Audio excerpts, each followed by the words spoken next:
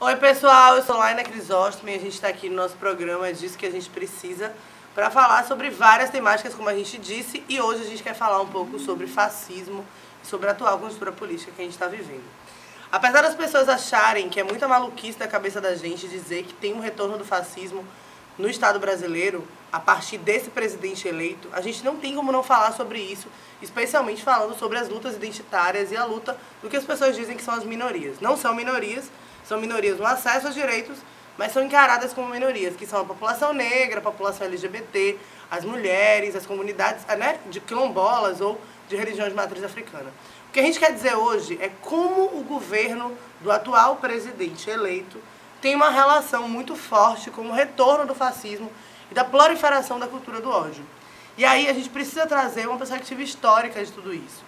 Como é que a família Bolsonaro chega no Brasil e qual a relação dela, por exemplo, com a maioria dos casos que têm acontecido de ódio nesse país.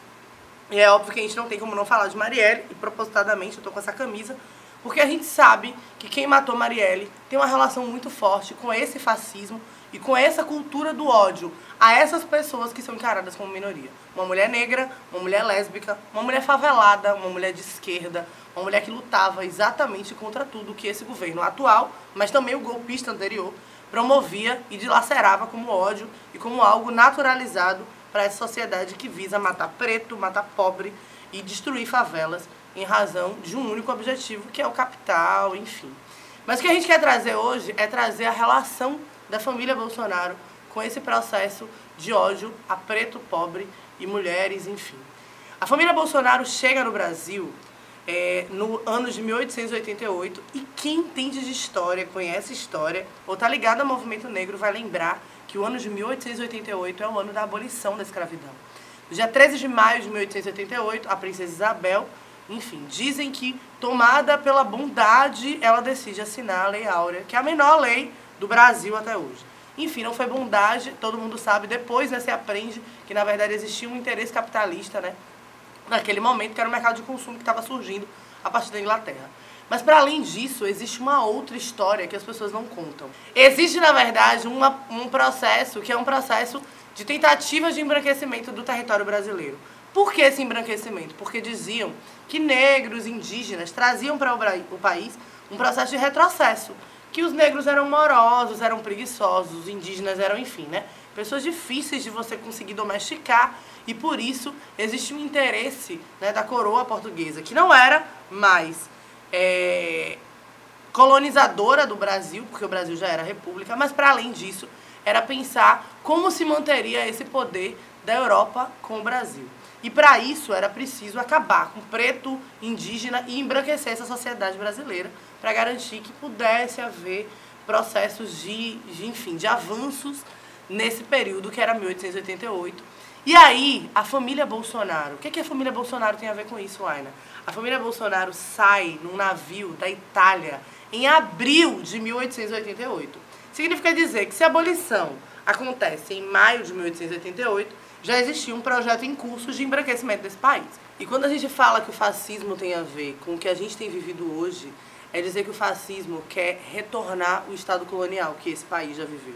Quer retornar justamente porque quando a família Bolsonaro chega nesse país e tira empregos e oportunidades da população negra e faz, por exemplo, com que nasça uma lei, como é a lei da vadiagem, que acaba encarcerando homens pretos e mulheres pretas em razão da falta de oportunidade de trabalho, de terra e de dignidade, porque eles vieram na parte de cima do navio, na proa do navio com suas famílias, com direito à terra, à casa, a trabalho. Quando os negros vieram, eles vieram sem nenhuma oportunidade. Quando é abolida a escravidão, eles continuam sem oportunidade. Eles continuam a ser tratados como objetos e que saem das senzalas e vão para os cárceres.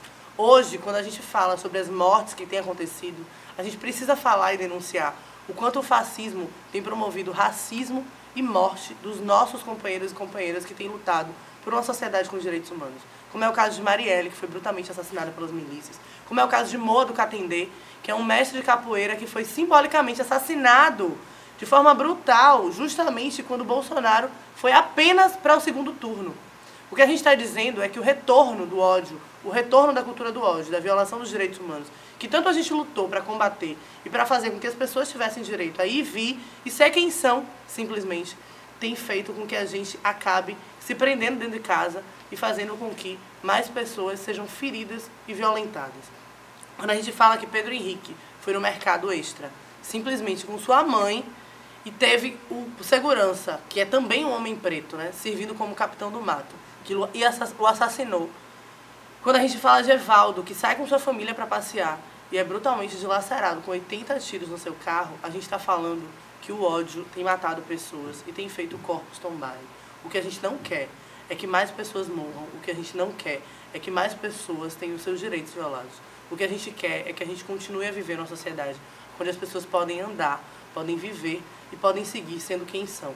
O que a gente quer dizer é que a gente precisa cada vez mais se unir, se fortalecer para continuar enfrentando todas as violências e violações que vêm por aí. Que a gente precisa dizer não a todos esses retrocessos, que a gente precisa entender que é nem um passo atrás, é que um tem que segurar a mão do outro e da outra e do outro.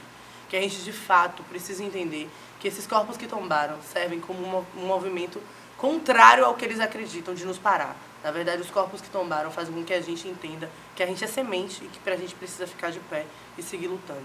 É disso que a gente precisa, de força, de luta, de determinação e de resistência para combater o fascismo, o racismo, o machismo, a LGBTfobia e todas as intolerâncias que têm nos acometido e nos matado.